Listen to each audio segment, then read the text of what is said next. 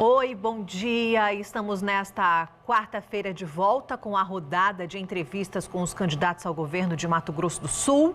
É o terceiro dia de conversa para que todos eles tenham a chance de defender suas ideias e suas propostas de campanha.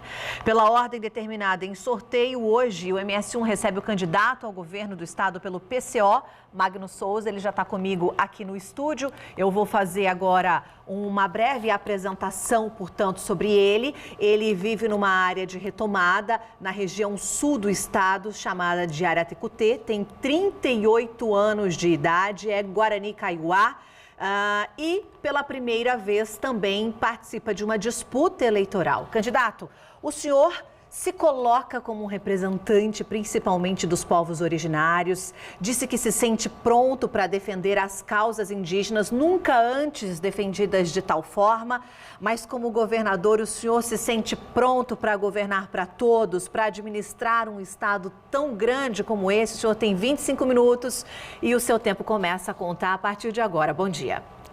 Bom dia, é um prazer estar aqui nessa entrevista com vocês todos, né? E eu me sinto feliz, me sinto muito alegre e contente, né?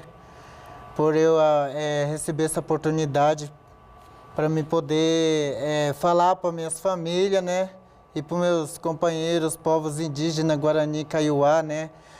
Também os brancos, né? Os brasileiros que moram nos assentamentos, da periferia também, né? Que estão vendo aí, que tenho certeza eles estão assistindo aí, né?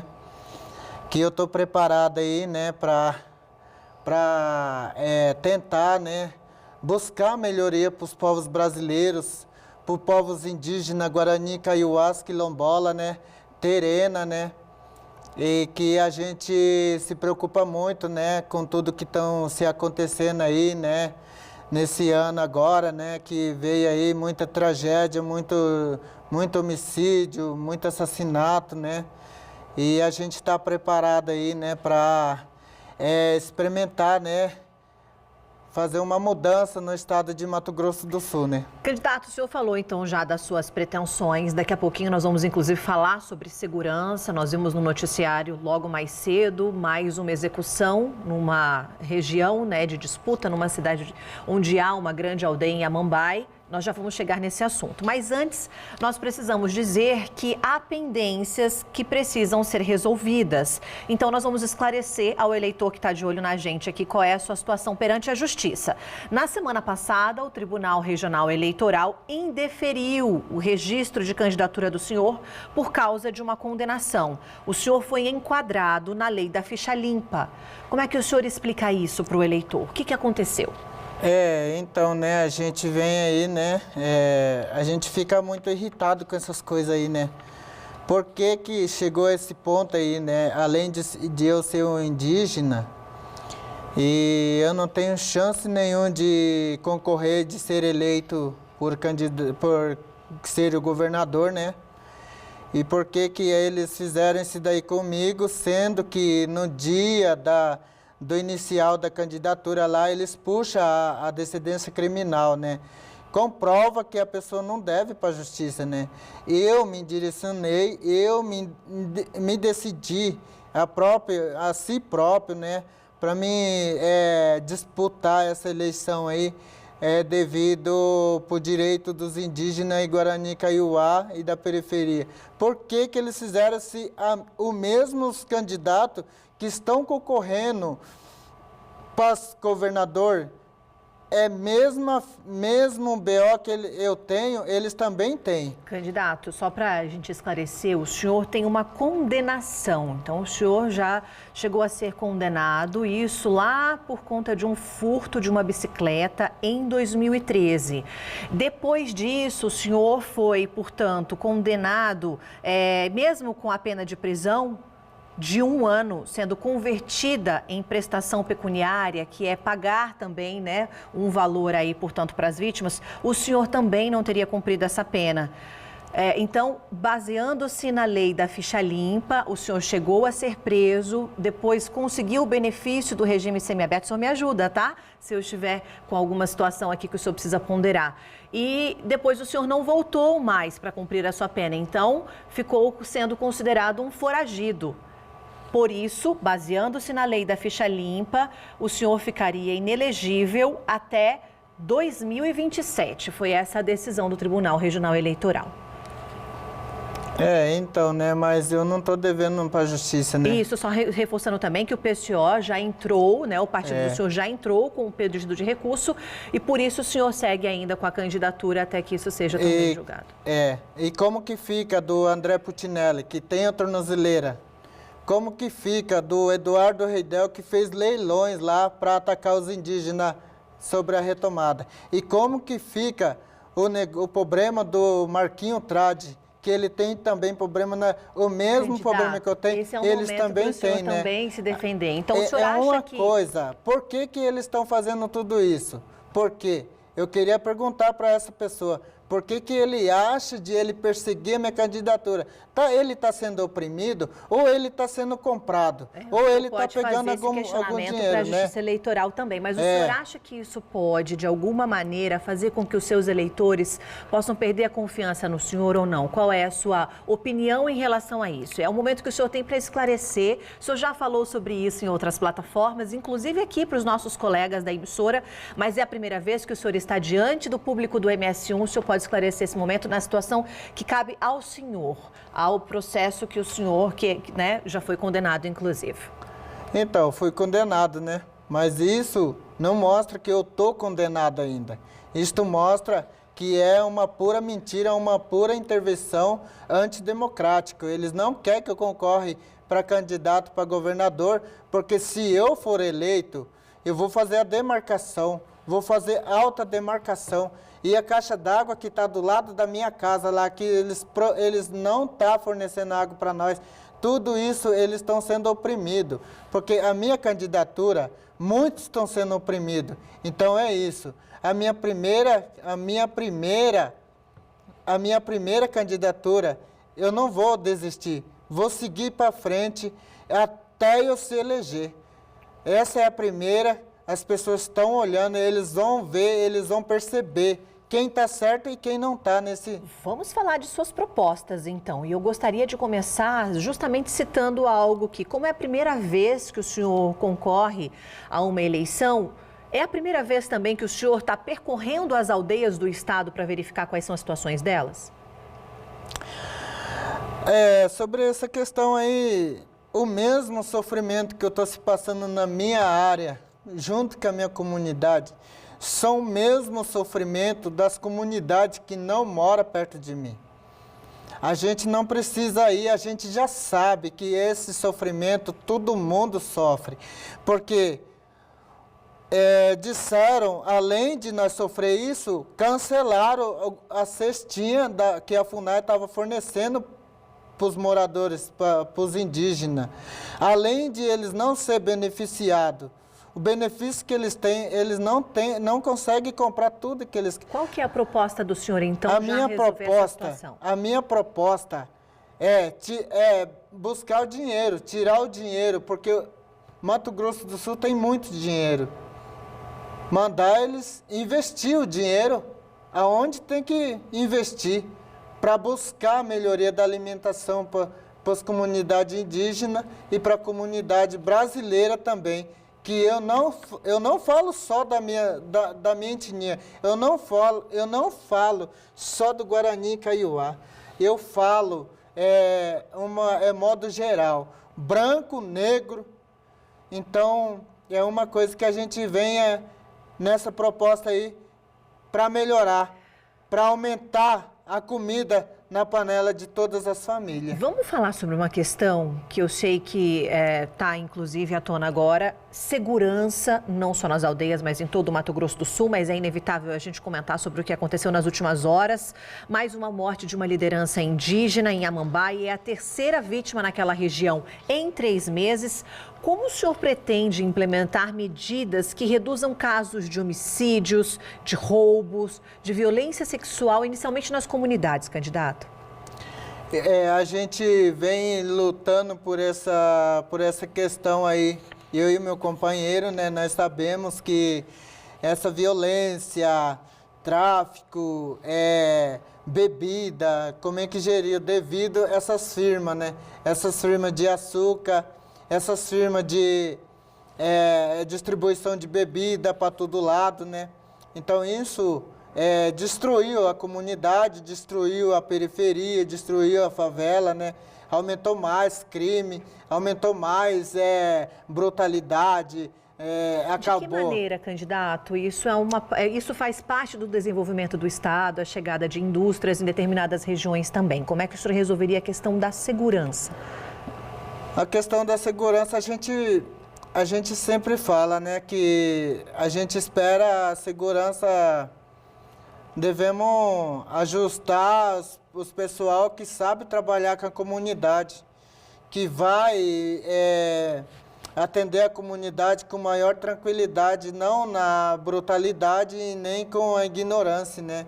Por causa que com a ignorância e com a brutalidade, a gente cada vez mais a gente busca mais ignorância para todo mundo, né? A gente aumenta mais a brutalidade, a gente aumenta mais um desempenho no meio da comunidade, né?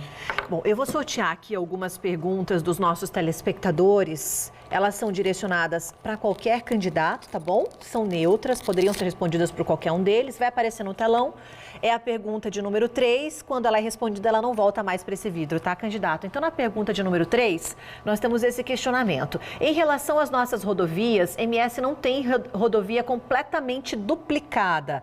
O que pretende fazer para duplicar as principais estradas do nosso estado? É o Joãozinho do Imbiruçu, em Campo Grande, Mato Grosso do Sul. Por esse daí nós devemos investir o dinheiro sobre essa questão, né? Para desenvolver e para acabar com esses problemas aí, né? Devemos investir mais, no caso necessário, a essa questão, né? O senhor é a favor da vinda de iniciativas privadas nesse auxílio de privatizações das rodovias, por exemplo? A gente não né? Mas a gente procura melhorar mais, né? Sobre essa questão aí, né? O senhor acha que com os recursos que o Estado tem em caixa, poderia fazer isso? Poderia, né? Tem muito dinheiro, sem né? Apoio. A gente sabe, né? Tem apoio também, né? E a gente precisa ajustar os pessoal que moram, que está na região do estado de Brasil, né? E devido à divisão, entrando muitas pessoas aí, a gente acaba sendo desvacuado e acaba a gente não recebe nada devido a esse acontecimento, né? Candidato, eu vou voltar um pouquinho no assunto de segurança, que nós trouxemos aqui a nossa participação do telespectador.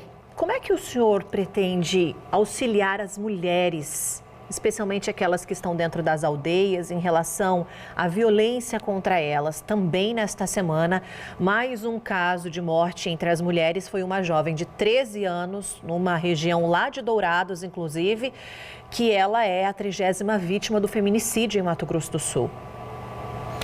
A gente vem pensando nessas coisas aí, é complicado, né? Resolver, ninguém vai resolver devido à criminalidade que está acontecendo no estado de Mato Grosso do Sul e vários estados e vários países, né? Como que a gente resolver, a gente não vai resolver, fica difícil. Por acaso, o governador vai vir, vai falar, não, vou colocar segurança, vou colocar, nunca coloca. A gente não tem segurança. O governo pode colocar estratégias para manter esta segurança. Qual seria a proposta do senhor? A nossa proposta é armar a população, né? E a segurança deve ouvir a população para poder ter mais proteção, né? Porque se a pessoa tiver esse envolvimento aí de feminicídio aí de mulheres, é uma coisa tão complicado que a gente vem pensando, a gente vem levando na unha essas coisas aí.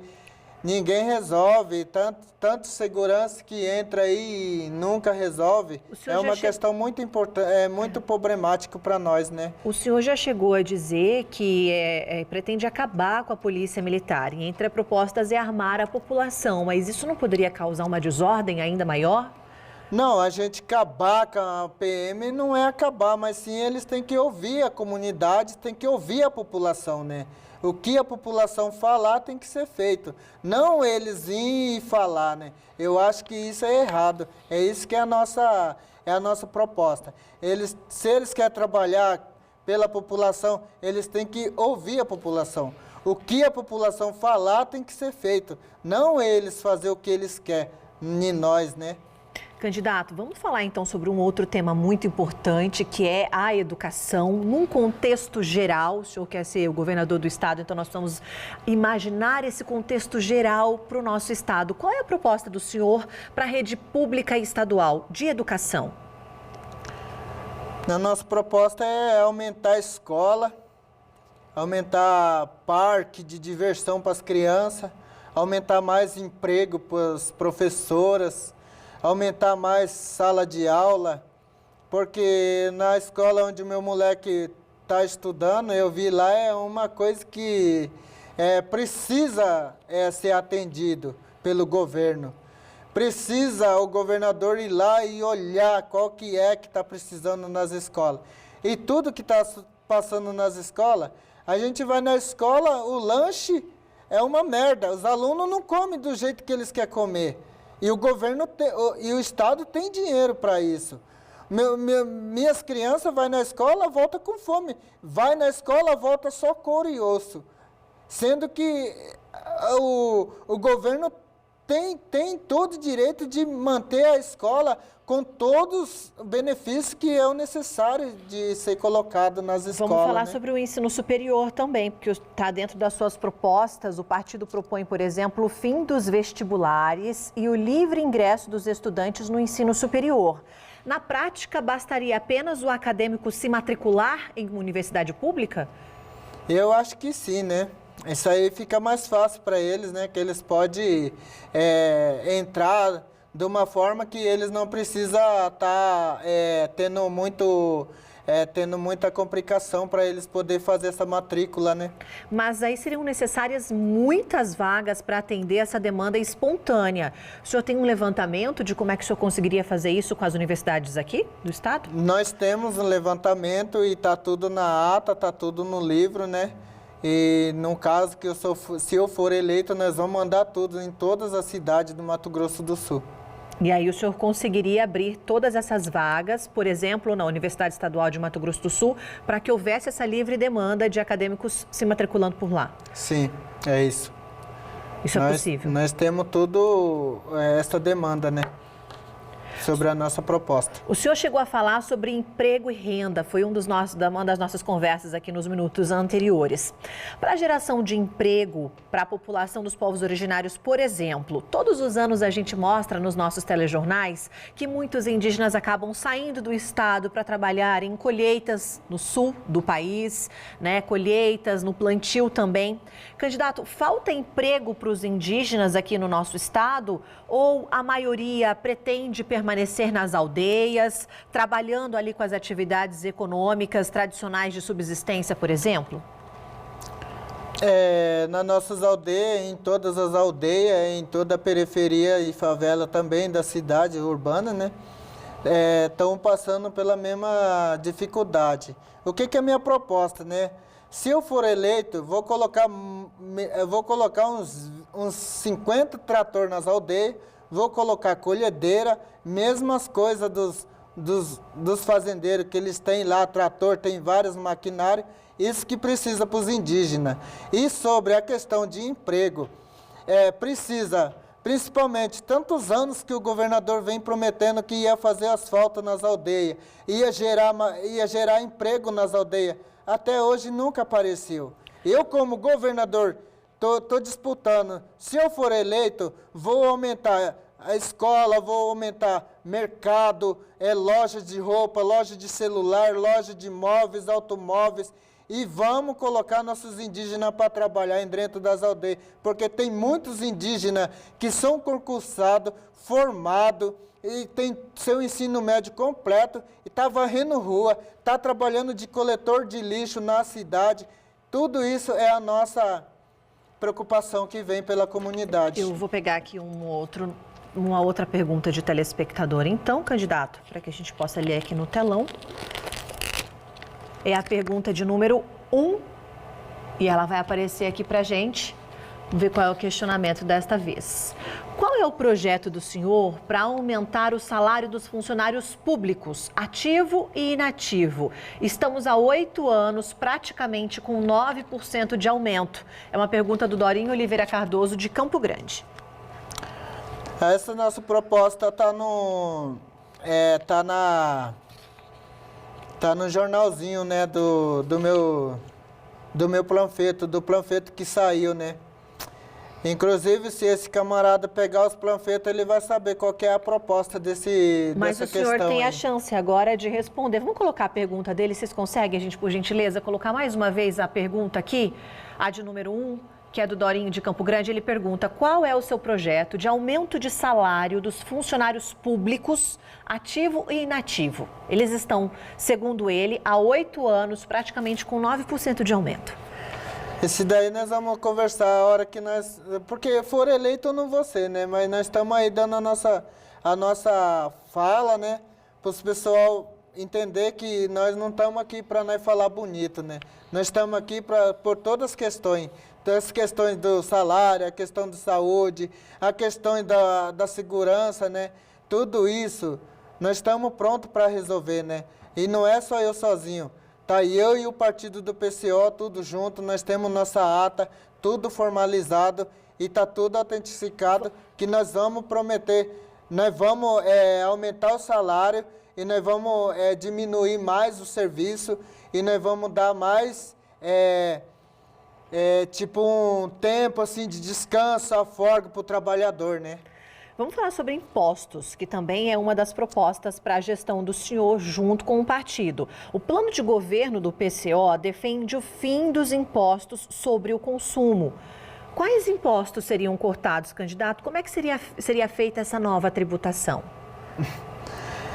Aí eu não levei muito esse alcance aí, né? Mas eu tô simplesmente aqui, tô disputando para ser eleito e tô aqui também para denunciar essas ocasiões aí que a gente tem muitas coisas, a gente paga muitas coisas, muita taxa.